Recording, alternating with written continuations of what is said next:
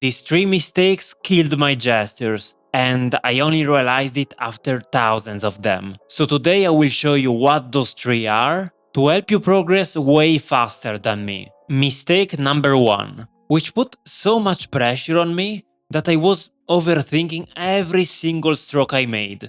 You see, when I started out, my lines were a total mess. I used far too many of them, and they were short with no direction. So to stop this bad habit, I started focusing on improving my line quality, drawing fewer, long, clean lines. Which honestly is the right thing to do. But I started having another big problem. I fell into the trap of perfectionism, because I started overthinking every single line that I put down on paper.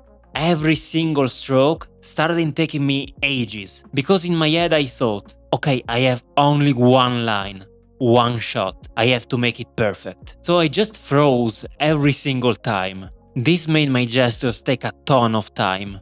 A lot more than they should have, because gesture drawings are supposed to be quick sketches of the human figure.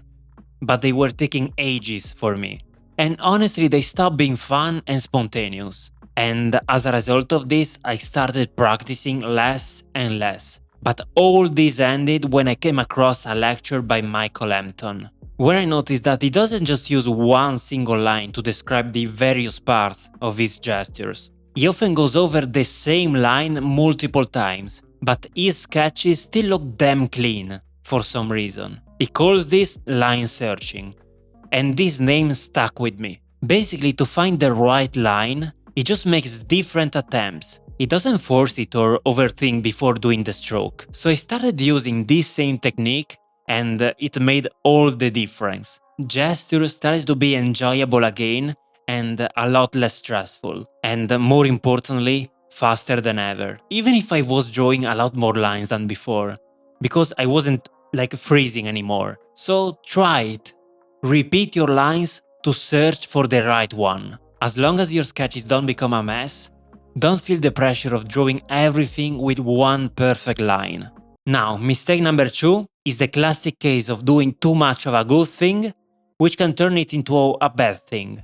And I see this same mistake on many other students' gestures. By the way, if you need help with gesture or figure drawing, join my free art community. The link is in the description below. My sketches at the beginning were flat.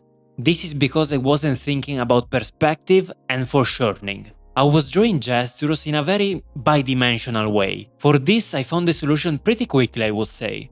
Wrapping lines. Wrapping lines are the easiest way to show if something is coming towards or away from us. But as often happens when I learn something new, I start doing it too much. I started cramming as many wrapping lines as possible into my gestures, to the point that they not only became a rat's nest of lines, but also difficult to read. And of course, this goes against the main focus of gesture: clarity and story. So I took a step back. Finally, with time, I learned to use only the wrapping lines necessary to show the orientation or a change in perspective of a particular part. For example, I use just one wrapping line for the upper and one for the lower torso, usually countering each other. One for the upper and one for the lower leg, and one for the upper and one for the lower arm. Finally, just one for the head. And that's it. If I really need, I add more, but this is the baseline. Because wrapping lines are great, but don't exaggerate with them. Only use them when you really need it. Okay, mistake number 3 took way more time to realize than the others. But when I finally started working on it, I became much faster at drawing gesture. At the beginning, I was doing everything randomly. For every gesture, I would start in a different place. I would use different lines and different techniques from one pose to the other. Whatever I felt like. I was basically leaving all my gesture to chance. But I didn't realize that all this chaos made me a lot slower. Because every single time I had to stop and think. I had to make a decision. This all changed when I came across this book by Michael Hampton.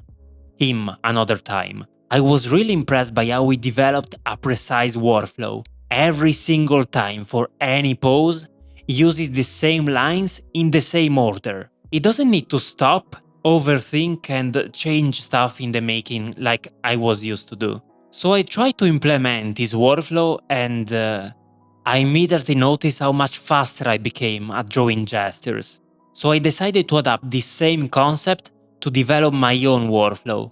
And since then I became much more efficient and with consistent results. So start developing a workflow. It will take time, but it's totally worth it. And if you're curious, this video will show you my gesture workflow from start to finish. And I will see you on my next step.